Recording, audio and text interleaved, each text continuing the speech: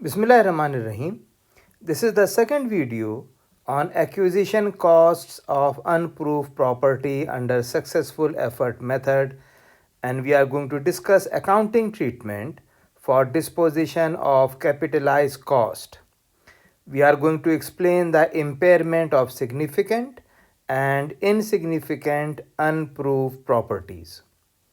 We will also solve exercises on disposition of capitalized cost comprehensively. Please like, subscribe and share my channel to search for accounting lessons and hit the notification bell button to alert you for the latest video. For all of your questions, comments and suggestions, please put them in the comment section below. And for webinar and guest speaker invites, please send me a message at accountingamir@gmail.com. Accounting is AK. We hope that this video helps students in their academic development and teachers in enhancing their lesson plans and teaching methodologies. We also hope that this video helps fresh graduates who have joined the oil and gas companies and want to refresh their learning on disposition of capitalized costs and impairment of unproved property under successful efforts method. So let us start with explaining the concept of disposition of capitalized cost. Unproved properties are periodically assessed, and if dry holes are drilled or the G&G information is negative or the primary lease is close to expiration, then it indicates that the property value in terms of replacement cost has declined and impairment should be recognized. In such a situation, the leasehold cost must be expensed. If the assessment indicates that the property is impaired, then a loss should be recognized by providing valuation allowance. This will depend upon whether the acquisition cost of the property assessed is significant or insignificant. In practice, a property is considered significant based on the cost of the property, company size, number of unproved leases held, company's overall portfolio of unproven properties, etc. Oil companies may be having international operations. They are small in number, but each contract is expensive. And they may be having even domestic operations, and such operations are large in number, but each contract may be less expensive. So individually international operations may be considered significant, while each domestic operation may make it insignificant. Some companies determine a property significant or insignificant by comparing the cost of the property to the cost of the total unproved properties. Generally, if the cost of the property is more than 10 to 20% of the total capitalized cost of all the unproved property, then it is considered significant. Each significant property is assessed individually to determine whether it is to be impaired or not. Impairment involves comparing cost or carrying value to a market value or a net realizable value. However, in oil and gas industry, the unproved property assessment is not done by determining the market value. Rather, variables such as dry holes drilled, plans for drilling, and the nearness of the end of the primary term are considered in determining impairment for each significant lease. Domestically, impairment is recognized as either 0% or 100%. In international operations, partial impairment is common. So, let us look into an illustration on impairment of significant properties. On January 1, 2007, Lucky Company acquired an undeveloped lease paying significant acquisition cost of 40,000. During the year, Lucky Company drilled two dry holes on the property.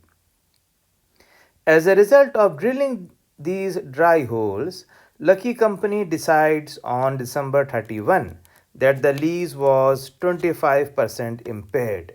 That is, impaired value was 25% less than the cost. So, the journal entry will be lease impairment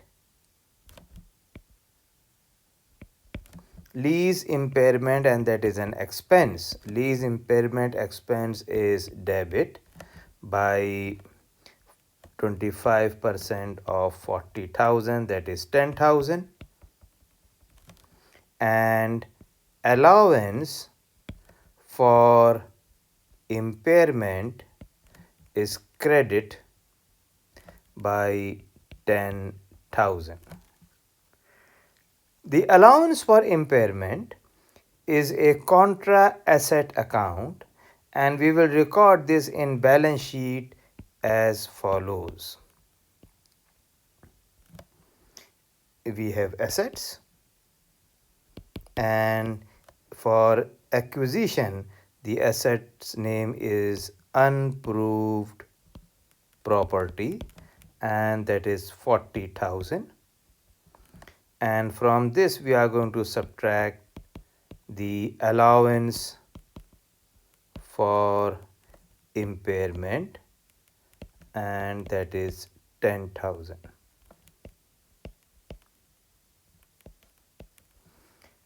Let us solve another illustration on impairment of significant properties. Warren Energy Company, a successful efforts company, owns an individually significant lease with a cost of 400,000. On December 31, 2019, the lease is not considered impaired. However, prior to completion of the financial statements, a well on adjacent property is abandoned as a dry hole, and the lease is now considered to be 30% impaired. So once again, we have 30% is given to us. So the lease impairment expense is debit, and this is debit by 30% of 400,000, that is 120,000, and allowance for impairment is credit by 120,000. Let us look into another illustration. Allen Energy Corporation acquired a lease with a 4-year primary term paying 350 per acre. During the next 3 years, Allen drilled 3 dry holes on the property. With 1 more year of the primary term left, Allen still intends to try 1 more time, should any impairment be recognized on the property.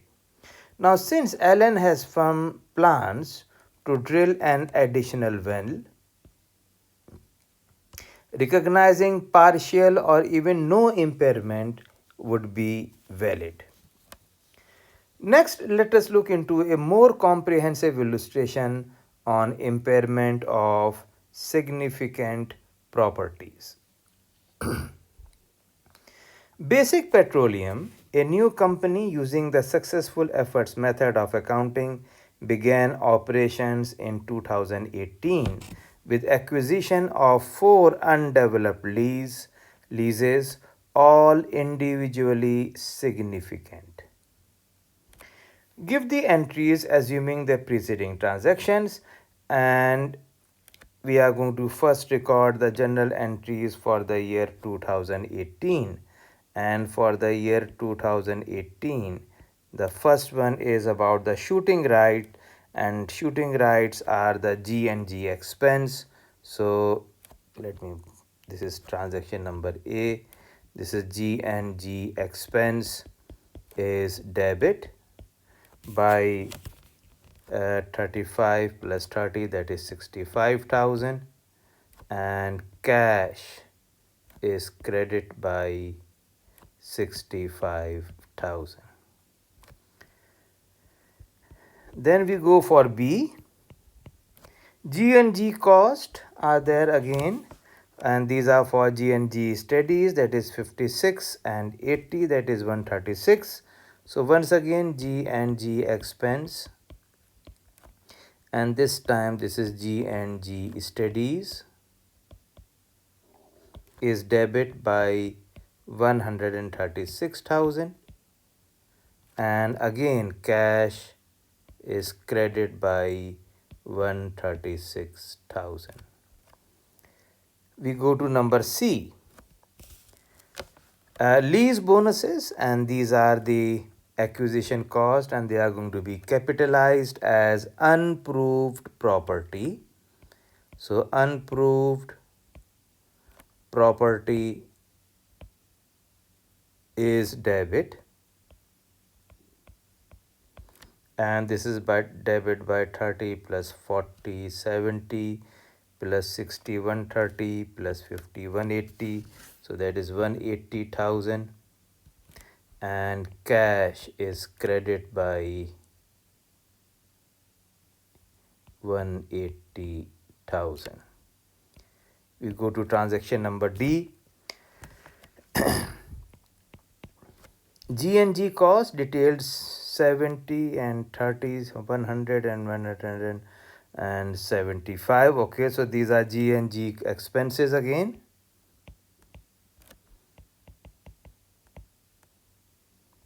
And this is for G&G studies, and they are debit by 175,000, and cash is credit by 175,000. We move on to transaction number E. Dry hole contribution of 20 and for 25, that makes 45. So this is test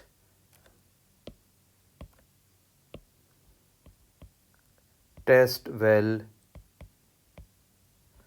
contribution expense is debit by 45,000, and cash is credit by 45,000. We go to number F now, and for number F there is legal cost for title exams, and these are again going to be capitalized. These are for the title. So this is unproved property.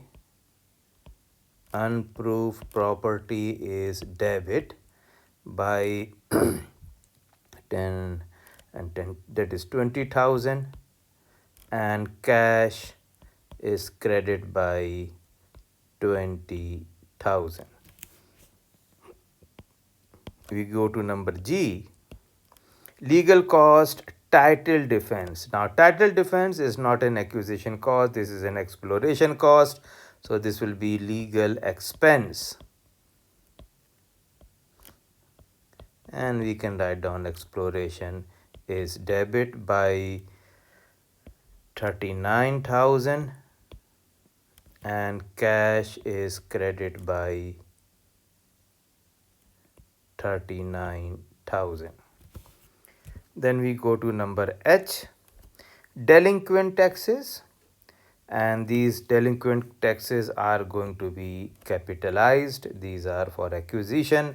So we have unproved property debit, and this is debit by 25,000, and cash is credit by 25,000. So we have done all the transactions for 2018, and on December 31 we are making impairment of 10%. So let us first of all go for the total cost to be capitalized. So we have lease bonus, and lease bonus are 30, 40, 60 and 50. 30,000, 40,000, 50,000, sorry, 60,000,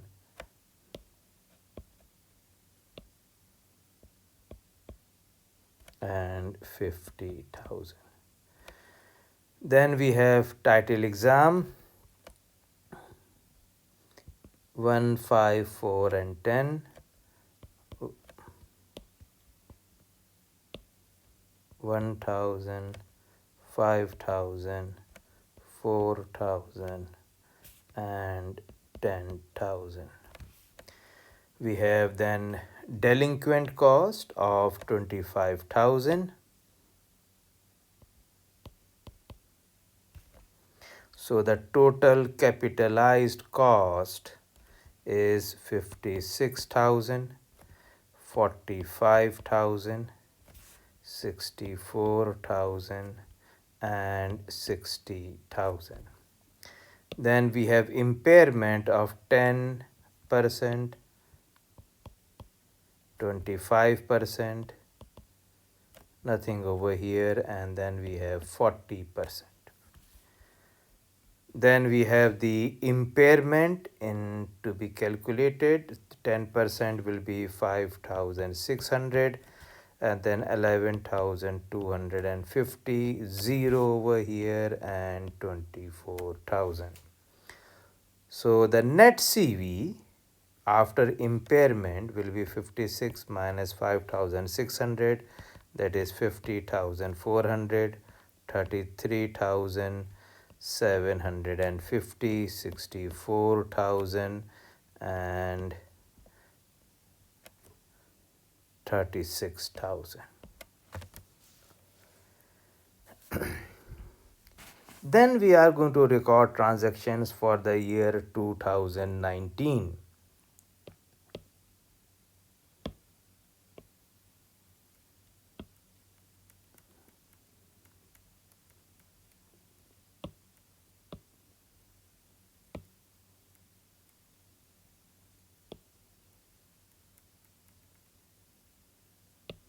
Okay. Now for 2019, first of all we are going to make the, we have to first of all make the journal entry for December 31. For the impairment for lease A,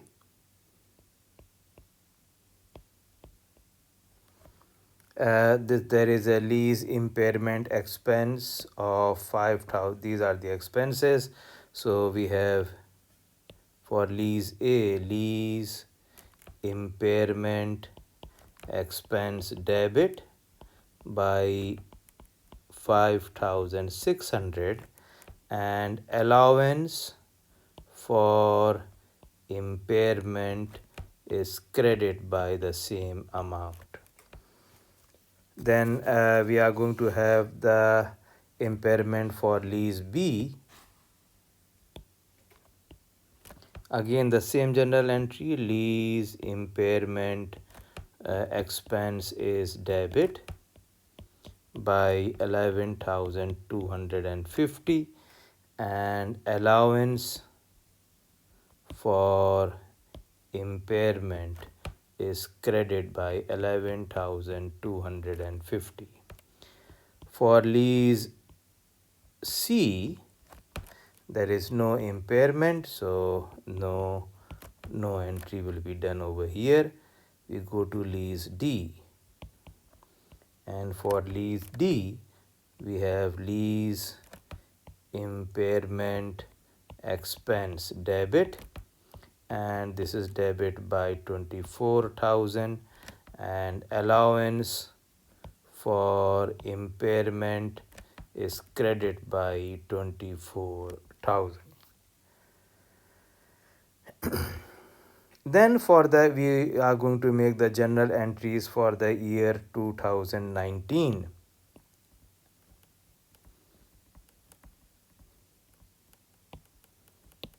And for the year 2019, we have the journal entries for, there are delay rentals 10, 12, 15, 8, 23. So we have 2019,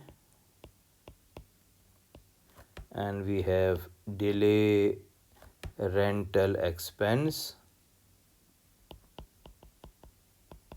and this is debit by 23,000, and cash is credit by 23,000.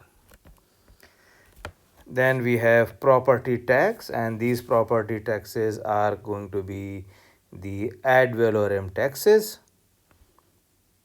So we have ad valorem tax expense, that is 3 plus 5 is 8,000, is debit by 8,000, and cash is credit by 8,000. Then we go to the last part now, that is for the miscellaneous. They say lease A is abandoned. So for lease A, first of all, it is abandoned. That means that unproved property will be credit, and the surrendered lease expense will be 50,400. So surrendered lease expense is debit by 50,400. Then there is allowance for impairment of 5,600, that is debit now. Allowance for impairment is debit by 5,600. And now unproved property is credit by 56,000. Then for lease B, drilled and found oil. So if it is oil is found, that not means there will be a proved property, and proved property will be debit by 33,750, and allowance for impairment is debit by 11,250, and unproved property is credit by 45,000. Then nothing for lease C, and let us move on to lease D. And for lease D, we have the lease impairment expense debit, and this is debit by 3,600, and allowance for impairment will be credit by 3,600. You can see that it is 10% on 36,000. Next, let us solve another illustration. On December 31, 2007, the unproved property account containing leases that are not individually significant. So these are insignificant properties, and let me talk a bit about insignificant properties. Now, if acquisition costs are individually insignificant, then the impairment should be calculated by amortizing individually insignificant properties on a group or aggregate basis. It is just like providing an allowance for bad debts, and you will know more as we go through this exercise. So, there is a balance of 100,000 and the allowance for impairment account has a 20,000 balance. Past experience indicates that 65% of all insignificant unproved properties are eventually abandoned without ever being proved. Therefore, Lucky Company has a policy of providing at year end an allowance equal to 65% of the cost of gross unproved property. So we have to make there is a lease impairment over here again. So lease impairment expense is debit, and this is 65% of 100,000. That is, let me calculate first of all. So we have the allowance of 65% of 100,000. We have a balance of 20,000. That means the impairment is for 45,000. So the general entry will be lease impairment expense debit by 45,000 and allowance for impairment group basis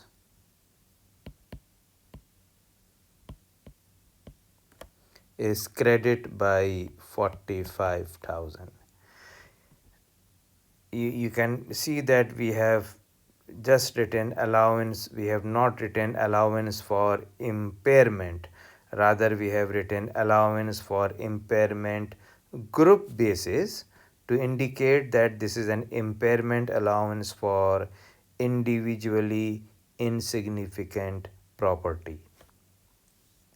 So you can see that in this example, the desired balance of the impairment allowance is determined by applying the estimated impairment percentage, that is 65%, to the total balance of individually insignificant unproved property, that is 100,000, and this is being assessed on a group basis.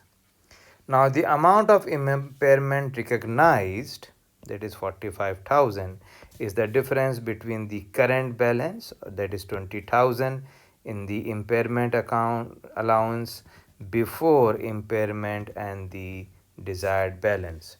So this approach emphasizes the net realizable value of the properties and focuses on statement of financial position.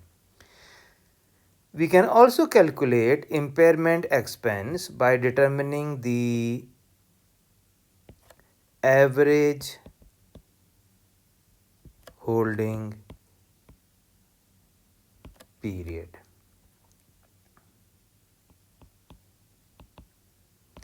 Of insignificant properties. So if suppose the average holding period of the insignificant unproved property in this problem is say 5 years,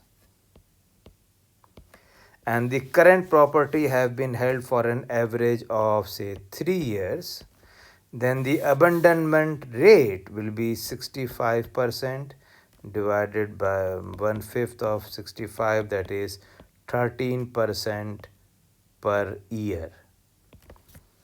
Now since the property has been held for an average of 3 years, that means that the desired balance now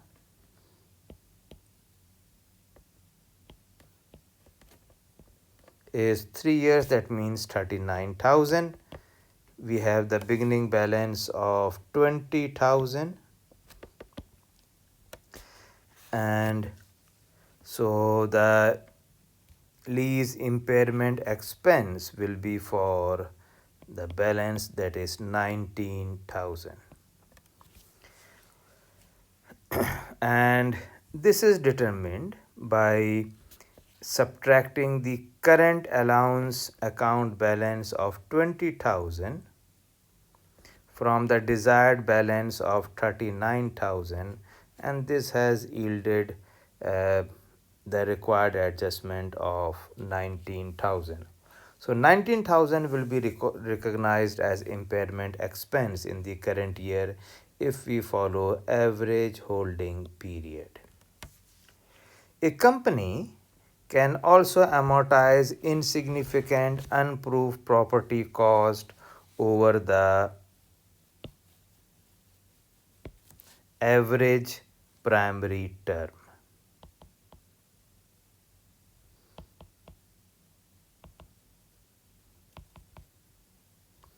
Average primary term. Now, suppose in this example, the average primary term is 7 years. The impairment recognized will be computed as 100,000 times 65%, that is equal to 65,000, and this is the estimated cost of unproved property that will be abandoned eventually. Now, the average cost of unproved abandoned property per year of primary term will be 65,000 divided by 7, that gives you as 9,286.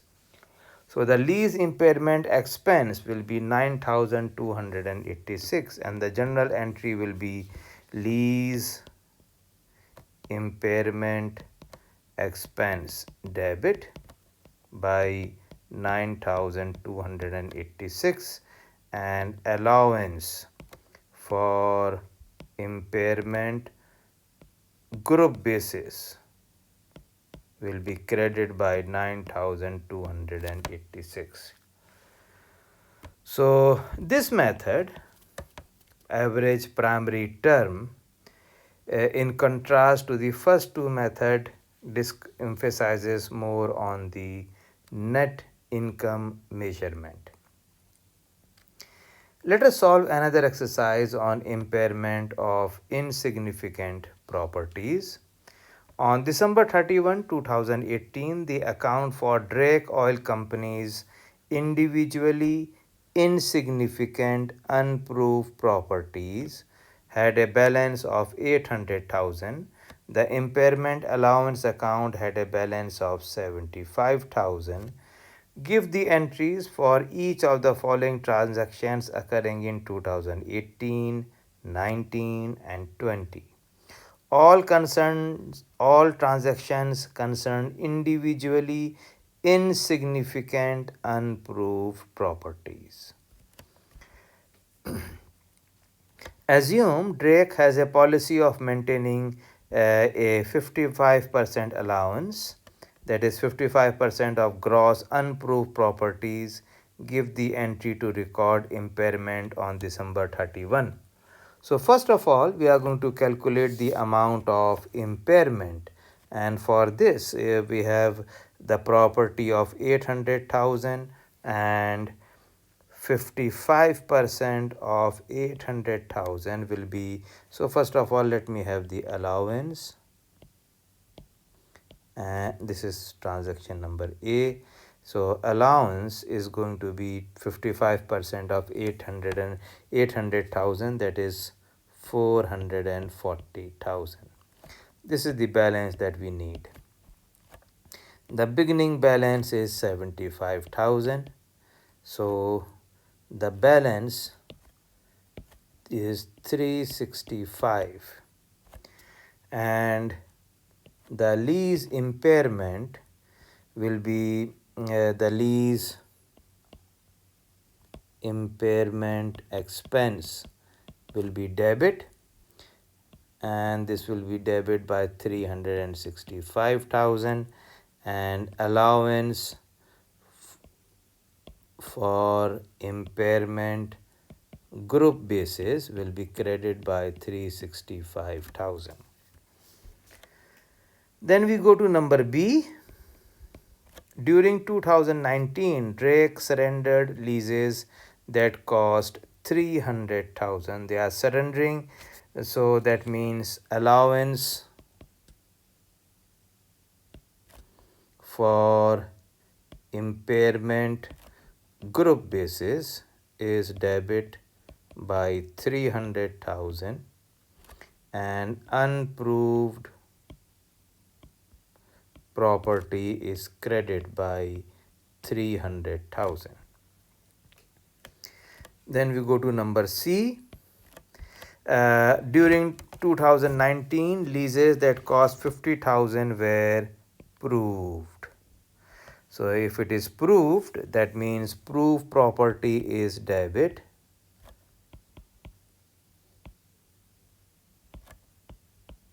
and unproved property is credit by 50,000. Then we go to number D.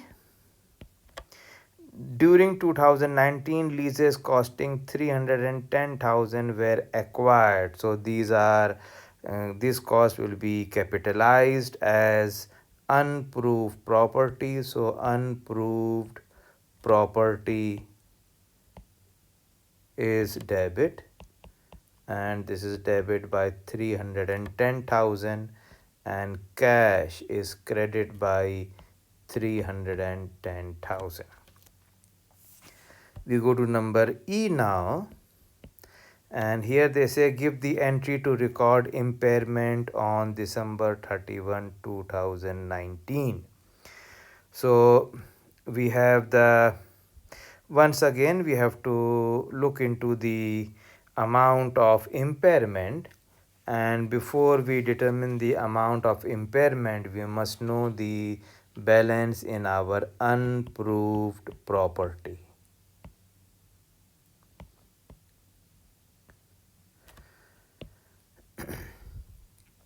Now we have a balance of 800,000 for the unproved property.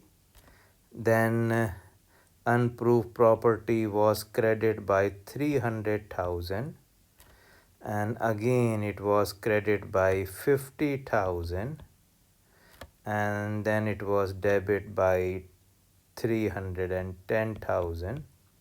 So the balance is 760,000, and 55% of this amount 55% of this amount will be 418,000. And I would like to show the allowance as well.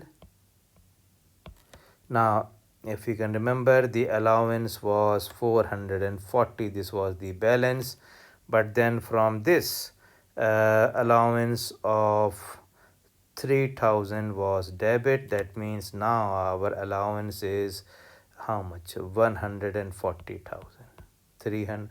440 minus 300 is 140, and what the desired balance is 418,000.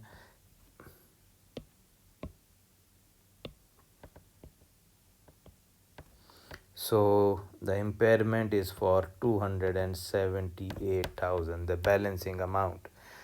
So the general entry will be lease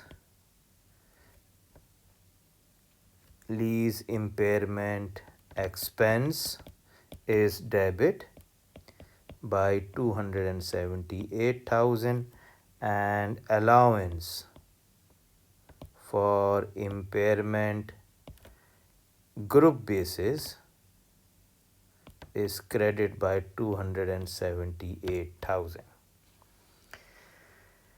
We move on to number F, and in number F, during 2018, leases costing 428,000 were surrendered. So when we are surrendering, once again allowance for impairment group is debit by 428,000 and unproved property is credit by 428,000. Now you can see that we have allowance for impairment group basis debit by 428. So we cannot have a debit balance for allowance, as we have only 418 over here. That means we have to open one more account, and that will be allowance for that will is going to be recorded under the surrendered lease expense. So it will be surrendered lease expense is debit by 10,000. The difference 428 minus 418, surrendered lease expense will be debit by 10,000 and allowance for impairment group will be credited by 10,000. And if we add 10,000, so now it doesn't have a debit balance. So insignificant properties are amortized together in one group, and such properties can also be grouped in different groups, and each group may be amortized separately also. And let us look into an illustration on impairment of insignificant properties grouped by state. Now in this example, Lucky Company is operating in two states, Texas and Louisiana, and because its success rates has been different in each state, Lucky decided to group its insignificant unproved properties by states.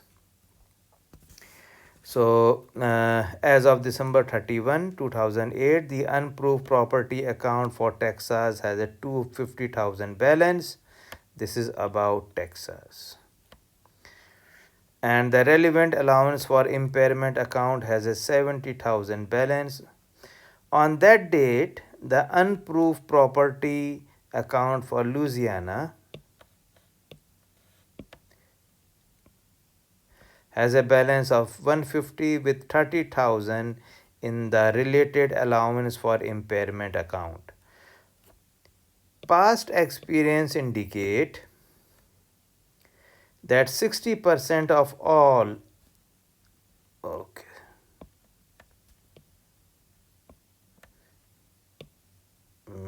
this is for Texas. Texas is green.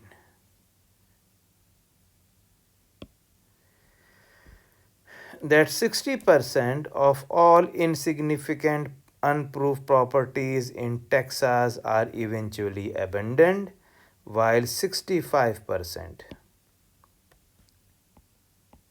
of Louisiana properties are abandoned. Therefore, Lucky Company has a policy of providing at year end an allowance equal to 60% and 65% of gross unproved properties in Texas and Louisiana respectively. So they are grouping them by state, and there are two states in this case.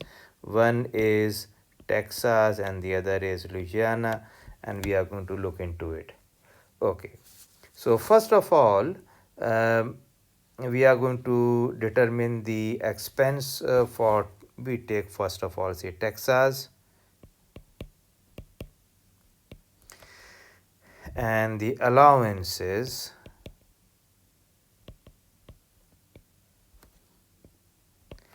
uh, 250,000 and the rate is 60%. So 60% of 250 is 150,000. and there is a balance of 70,000. So that means, sorry,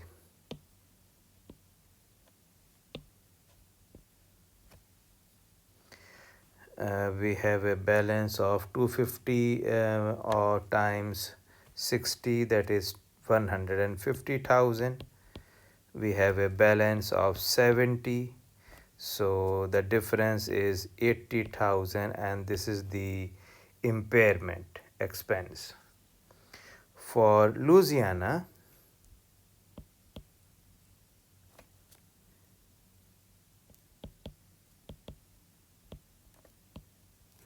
the allowance are 150,000, and that is not 60% but 65%. So 65% of 150,000 is 67,500, and we have 30,000 as the balance. That means the impairment will be for, oh sorry, this should be, I made a mistake. This should be 97, not 97,500. So the balance will be 67,500. So the total expenses are 80 plus 675, that is 147,500. Now the journal entry will be lease, impairment, expense, and now these are grouped by state. So we will be having Texas, and that is debit by 80,000, and lease, impairment, expense for Louisiana, debit by 67,500, and allowance for impairment,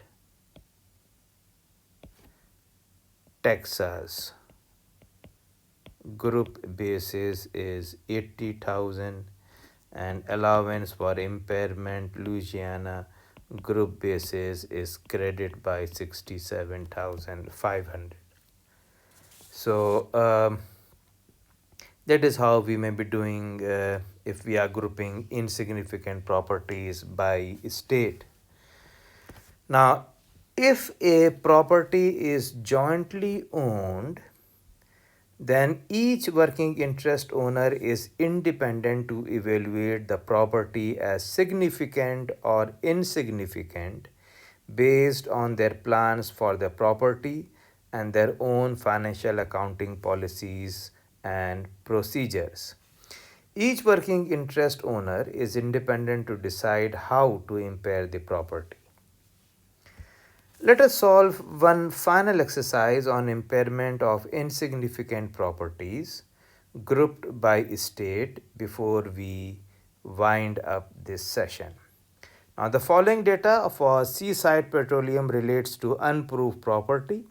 We have unproved property lease alpha, significant 850, allowances for impairment lease alpha is 300, unproved property lease beta is insignificant 45,000, allowances for impairment group basis is 600,000.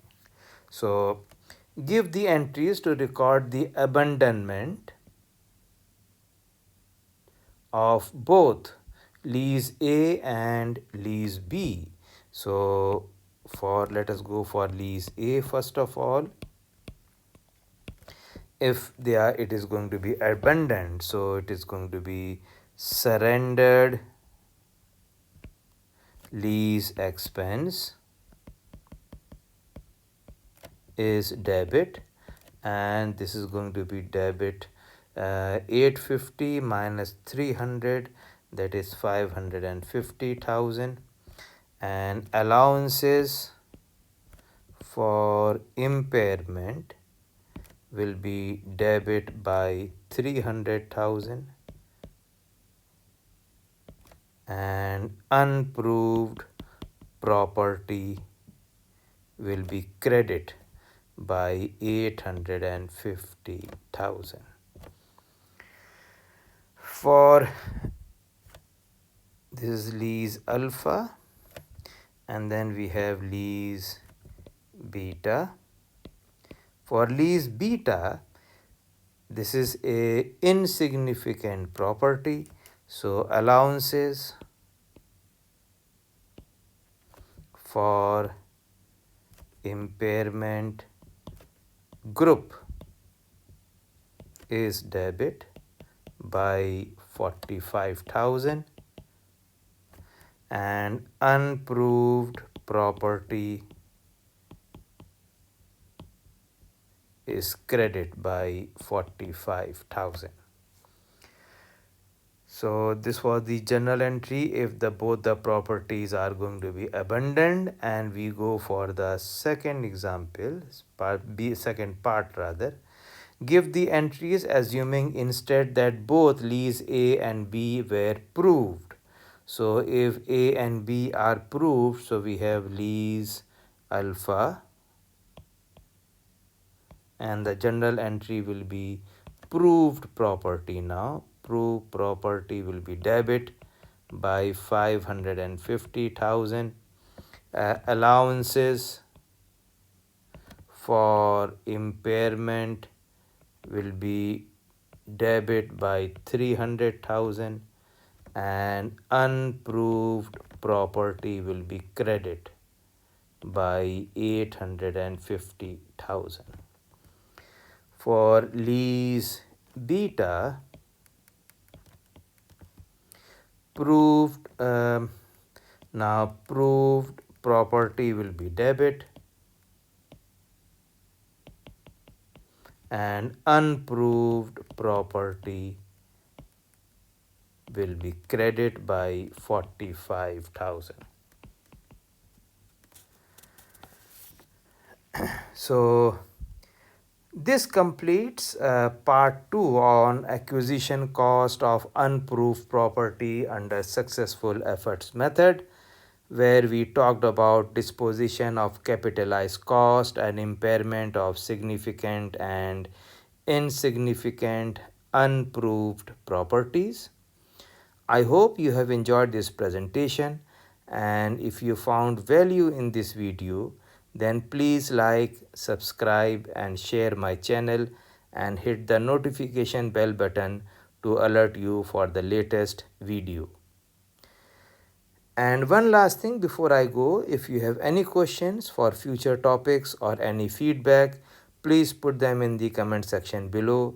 And for webinar and guest speaker invites, please send me a message at accountingamir@gmail.com.